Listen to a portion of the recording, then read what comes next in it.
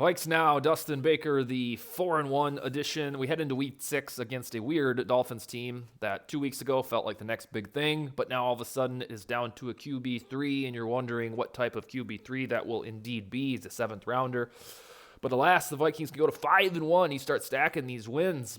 You'll recall I was talking to Josh Fry on Wednesday, and he started floating 7-1 out there, and I was like, geez, that feels weird to say out loud, especially for a team that's been mediocre the last 2 years, 7-9 and 8-9. I digress. We are playing the Dolphins, who are 3-2 in Miami, a road game at noon or 1 p.m. Eastern time. So I want to address some of the storylines, try to do that each week before each matchup. So I got 7 of them for you.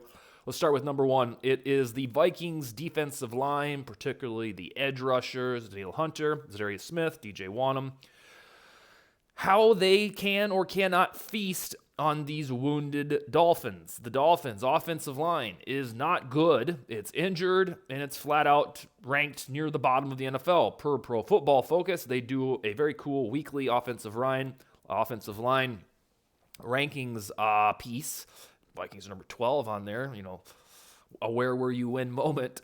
But the Dolphins are number 31, second worst in the league to only the Colts, who curiously have a bad offensive line. That wasn't the case in these last few years, but the Colts' offensive line equals shitty. Dolphins are almost as shitty. So for Ed Donatell's defense that hasn't gotten oodles of pressures on quarterbacks, they've gotten the sacks, which is fine, but the quarterback knockdowns, the hurries, the pressures aren't really there. Not at the rate you'd expect from Danielle Hunter and Zadarius Smith.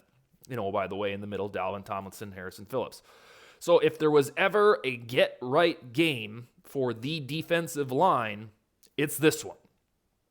I don't know if they're going to blitz. They probably should. Skylar Thompson, a dude nobody had heard of until last week, or unless you follow Kansas State football. But this probably, when it's all said and done, injuries can happen, yada, yada, I get it. This will probably be the worst offensive line the Vikings face, assuming the Colts figure it out by December. Now, hopefully we get there and they're poop too, because then the Vikings can feast again. But if Minnesota can't get any pressure on this offensive line, then something ain't right. So mark that down. This should be a game they should very reasonably get to Skyler. On that note, number 2 is the rookie quarterback mojo. We have this balancing act all week. We're trying to think, oh God, son of a bitch. We're playing a rookie, or we're playing a backup quarterback. You have those anxieties deep in your soul that the Vikings, at least in the last decade, playing against backup quarterbacks, Cooper Rush, Andy Dalton for the Cowboys, Chase Daniel, Matt Moore, usually doesn't end pretty for some godforsaken reason. Well, they get another backup, and he also happens to be a rookie. So, in general, the franchise, the Vikings, plays well against rookie quarterbacks. They're 41-21-3 all time. 41 wins, 21 losses, 3 ties against various rookies in 61 years of existence. Conversely, against quarterbacks in their first ever start, they're 8-2. So it's like, yay. 500 against dudes who are throwing the ball for the very first time in their very first start. So something's got to give. I'm going to guess that they end up winning. I ended up predicting the Vikings to win this one 27-23. But something's got to give, because we have those long-standing worries about backup quarterbacks. Well, this is a backup quarterback he's a rookie, and it's in his first start. So basically the storyline here is, how good is Skylar Thompson? I don't think he is. But if he was ever going to be good, it'd probably be against the Vikings, and he's got some mobility, and that always flusters Ed Donatell. Number 3 is Brian Asamoah in general. Why do we talk about him? Well, the Vikings have 2 linebackers that rarely come off the field, and Eric Kendricks and Jordan Hicks. That's by design. We like it. We'll take it. But this week, Kevin O'Connell, the head coach, said that you should start to expect Asamoah to fold more into the defense. To date, he's played, I believe, 81 special team snaps, and then last week was the first time that they put him on the field defensively at all against the Bears. He played 6 snaps. And if O'Connell's telling the truth, he usually does, this is when we're going to start to see the acclamation by Brian Asamoah onto the defense, and they could use it. There's a lot of good things about this defense that show up in the fourth quarter, but other than that, no. It's not very good. Let's just face it. It's not played Quarters 1 through 3, the Vikings defense isn't good or hasn't been good. Fourth quarter, we'll take it. They've been lights out, 7th best in the NFL per EPA per play.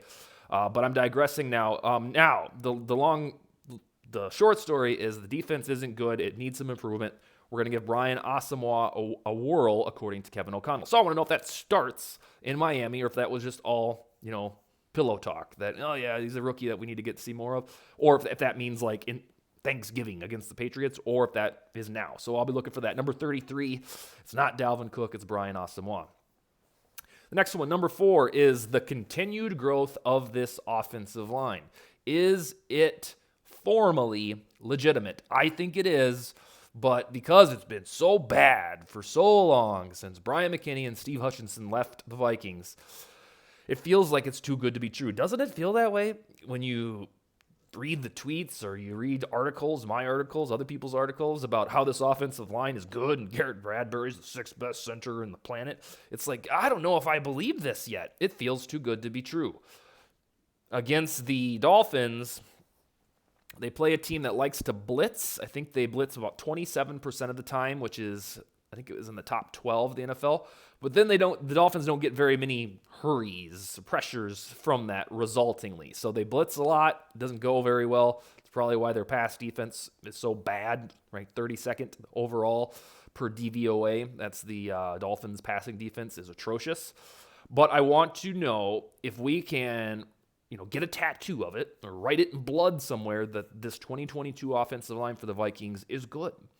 We know Darisaw is the real deal, and Brian O'Neill's been the real deal for a long time, but the innards, the guts, Ezra Cleveland, Ed Ingram, and Garrett Bradbury, it always feels like a perk when they play well. And I want to know, starting with this game or continuing with this game on through October, November, do we actually have a good offensive line? Because if that's the case, then they can win some playoff games. And if they get this first, second, third quarter defense figured out, be a bona fide contender in the NFC to get to the damn Super Bowl.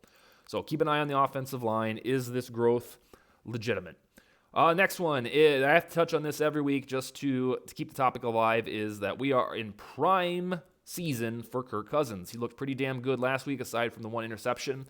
But historically, per his resume, like clockwork, every season about week 5 until week 12, he's lights out. This is the time when he gets really, really good. He always takes a little while to get going. I've said it's probably because of new offense or new offensive coordinator. And then frustratingly, in December, he doesn't play very well. Well, take what you can get because now is hot Cousins. This is when he does his damage. This is when people start to whisper MVP talk about him every now and then. And against that worst passing defense in the NFL, Cousins should be able to throw it all over the place. Second to last one is special teams. Does it get back on track? We gloated about special teams for the first 4 games because they were nearly infallible, especially the punter. And then Greg Joseph been clutch, but he's missing field goals, long ones in particular. Matt Daniels chalked it off as just, a bad day at the office, and I think he gets the benefit of the doubt there. But just all of the missed field goals indoors for Greg Joseph, suddenly the guy can't hit from 50 when he was like a savant from 60 during training camp and preseason. So at what point does Greg Joseph say, all right, I'm done with my bullshit. I'm going to start hitting these long field goals again? Because he hit them last year. Even when he lacked the clutch gene at the beginning of the season last year, he was drilling 50-plus yarders. That needs to get back on track. Miami should be a reasonable spot, but then again, so should US Bank Stadium. And then Ryan Wright, the rookie punter, the punt that he had last week, I don't even know if it's fair to call it a shank. It was like he missed it, a missed punt. Like he swung and missed and fouled it off. That's what it really felt like. It was horrible. So we want to make sure that's a one punt outlier and that the special teams on the whole, which has been very good up until last week, is back in business. Finally, I'll leave you with this one. It is this a Justin Jefferson game or nah? Is this just one of those games where they put 2 dudes on him and, welcome to the show, Adam Thielen, Irv Smith, KJ Osborne, maybe Rager? Because that's what 2022 has been. It's been extremely explosive Jefferson for 3 games. The other 2 games were nearly shutouts. It feels like while the NFL realizes that Jefferson is like a Megatron talent, where he's unguardable with a single player, unless his name's Darius Slay, you have to figure out, all right, are we going to let this guy kill us alone, or are we going to double him and then let the other supporting cast kill us? So we don't know. The Dolphins, they don't really have wonderful defensive backs to shut down Jefferson, but if they do what the Lions did and toss a couple men on him, who knows? So I think we're going to start to experience, maybe this is just the way it is for the rest of his career, the Vikings, is do we have a Jefferson game, where he has his customary 140 yards, or is this one where they take him out of the game and, Thielen and the boys do the rest? That's what I got this week. I will be in Miami with my wife, hanging out with Brian McKinney to watch the Vikings and Dolphins. So how that affects you is I won't be back recording. We won't have any shows until next Wednesday. So a nice little 5-day break. I'll be writing on VikingsTerritory.com throughout the trip. So if you miss me, which will be unlikely, you can read my thoughts. But you can do that anytime. I write all damn day all over that website.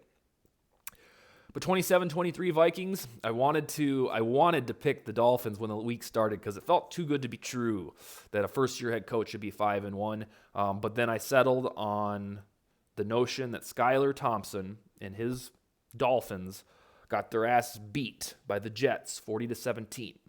And the Vikings are better than the Jets. And the Vikings won't win 40-17 because they never do that. But they should still win because the Jets kick the shit out of them. That's where I'm at. That's all I got. Skol, baby.